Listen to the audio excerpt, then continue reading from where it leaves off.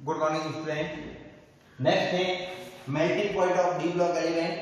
D block elements के melting point में क्या परिवर्तन आता है। मेल्टिंग पॉइंट मींस इसको लिक्विड में कन्वर्ट करने के लिए जो टेम्परेचर की आवश्यकता होती है वही टेम्परेचर क्या है, मेल्टिंग पॉइंट है।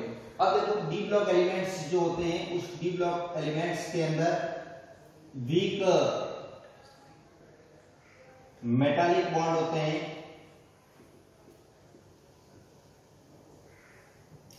और इस मेटालिक बॉन्ड की उपस्थिति के कारण इनके जो मेल्टिंग पॉइंट हैं वो आयनिक कंपाउंड से तो क्या होते हैं, कम होते हैं और कोवैलेंट कंपाउंड से क्या होते हैं, अधिक होते हैं। अब देखो अगर एक सीरीज की बात करें, जैसे कि 3D सीरीज की मैं बात करता हूं, तो 3D सीरीज के अंदर जब लेफ्ट से राइट की ओर जाते हैं, ये पीरियड है, इस पीरियड के अंदर लेफ्ट से राइट की ओर जाओगे आप, उस कंडीशन में क्या होगा, मेल्टिंग पॉइंट जो है वो मेल्टिंग पॉइंट स्टार्ट में स्कैंडियम से लगाकर क्रोमियम तक, स्कैंडियम से क्रोमियम तक क्या होता है, इंक्रीज होता है। उसके बाद क्रोमियम से जिंक तक क्या होता है, पुनः डिक्रीज होता है। ये मेल्टिंग पॉइंट का क्रम है। स्कैंडियम से क्रोमियम तक तो इंक्रीज होता है और क्रोमियम के बाद वापस क्या होता है, डिक्रीज होता है। तो इसका कारण क्या है कि जैसे ही आप स्कैंडियम से क्रोमियम की ओर जाओगे तो क्या होगा, अनपेयर्ड इलेक्ट्रॉन क्या होंगे, बढ़ेंगे और अनपेयर्ड इलेक्ट्रॉन बढ़ने के कारण इसमें लगने वाला जो मेटालिक बॉन्ड है, उस मेटालिक बॉन्ड के अंदर जो स्ट्रॉन्गनेस है वो भी बढ़ती जाती है, जिससे उसके मेल्टिंग पॉइंट में क्या होती है, वृद्धि होती है।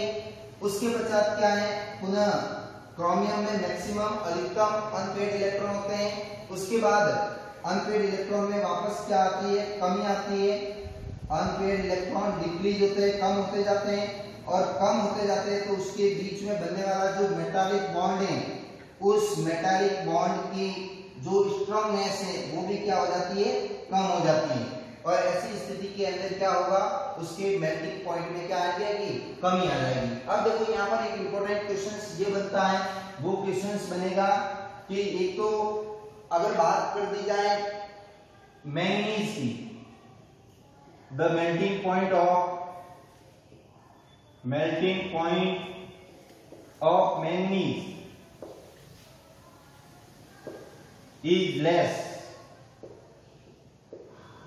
मैंगनीज का जो मेल्टिंग पॉइंट होता है वो कम होता है अदर तत्वों की तुलना में, जबकि मैंगनीज में अनपेयर्ड इलेक्ट्रॉनों की संख्या क्या होती है, अधिक होती है। तो उसका कारण क्या है, उसका कारण है मैंगनीज का अगर इलेक्ट्रॉनिक कॉन्फ़िगरेशन लिखते हैं तो होता है 3d5 4s2। ये इस प्रकार से इलेक्ट्रॉनिक कॉन्फ़िगरेशन होता है।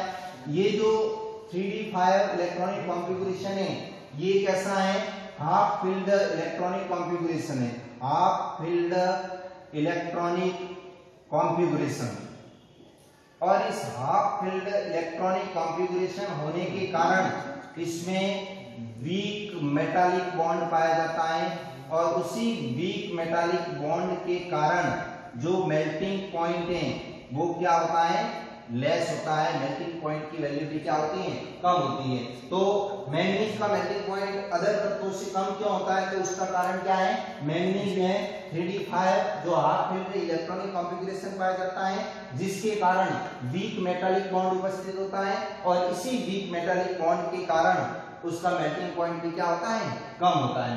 एक इंपॉर्टेंट प्रश्न दूसरा ये भी बनता है कि जिंक, कैडमियम और मर्करी की अगर बात करें तो जिंक, कैडमियम एंड मर्करी, इन तीनों का जो मेल्टिंग पॉइंट है वो कैसा होता है, लो होता है। उसका रीजन क्या है, वो भी जो है इसी के द्वारा एक्सप्लेन किया जाता है कि जिंक का इलेक्ट्रॉनिक कॉन्फ़िगरेशन लिखते तो होता है 3d10, कैडमियम का 4d10 और इसका होता है 5d10, जो कैसा है फुल फिल्ड इलेक्ट्रॉनिक कॉन्फ़िगरेशन है। कैसा है? Full field electronic configuration. और फुल फिल्ड इलेक्ट्रॉनिक कॉन्फ़िगरेशन होने के कारण इसमें बनने वाला जो मेटालिक बॉन्ड है वो मेटालिक बॉन्ड कैसा होता है? वीक होता है।